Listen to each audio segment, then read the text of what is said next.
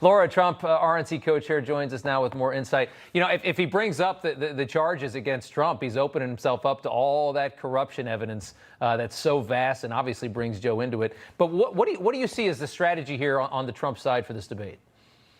Well, listen, I think that this is really, it's more than just Joe Biden actually being able to stand up for 90 minutes, you know, at a podium and be coherent. Joe Biden has to defend his record, Rob, and his record is abysmal. I think that this is an opportunity for these two candidates to remind the American people about life when they were president. Joe Biden's president right now. We can look around and tell how bad things have gotten. And Donald Trump has a great opportunity to say, hey, remember when I was president and gas was $1.87 a gallon? Remember when I was president and we had a secure southern border, when we had peace agreements in the Middle East instead of wars in the Middle East?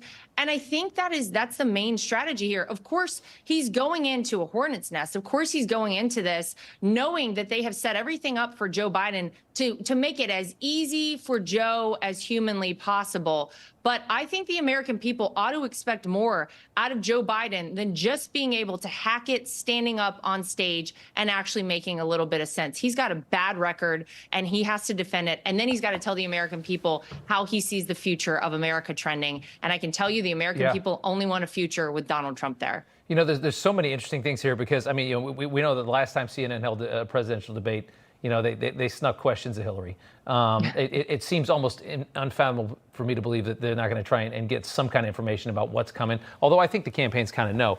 But you also have, I mean, there's not going to be a teleprompter. You know, Joe Biden, and I mean, I saw Anderson Cooper last night said it was outrageous for anyone to suggest that Joe Biden is getting juiced for these big moments and these big debates. If anybody watched the State of the Union and thought that Joe Biden was there just on his own bloodstream, I mean, you'd have to be out of your mind to think that they're not pumping him with something to get him ready for these things, because he just doesn't function like that. I mean, he about exploded out of the room at that State of the Union. So, I mean, it's going to be such an interesting night because, again, they don't have a prompter. He's got to think on his feet. It's one thing to get up there juiced up and just read the lines, right? I mean, he's going to have to actually think, and he's going to have to adapt when Trump hits him with something he's not expecting. It's going to be interesting. It will be interesting. And I think the problem, too, is, you know, they try to deny that there's anything different about the Joe Biden we saw at the State of the Union. Rob, that's the problem, is there's such a vast difference in Joe Biden, the guy who needs help getting into his car, the guy who needs a pull of people around him to take him to Marine One. All of a sudden, like you said, shooting through the roof.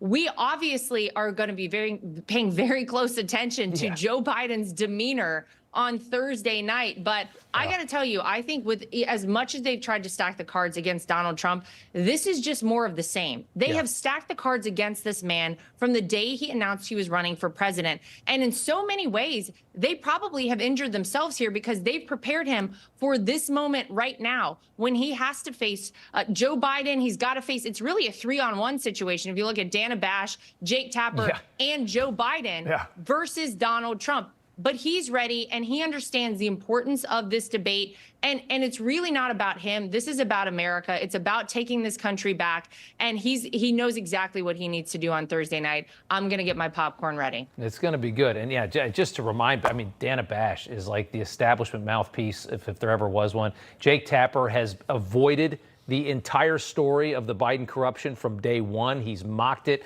I know personally he's been ignoring requests from Tony Bobulinski, Hunter's partner, to come on for like 2 years now. He will not talk to this, one of the best witnesses of the corruption we've ever seen. I mean, they are so fully in the Biden camp that it's almost comical that we even have debates like this in this country. That it's unbelievable. I mean, it'd be like Sean Hannity moderating one on the other side. You know, I mean, that's really what it is.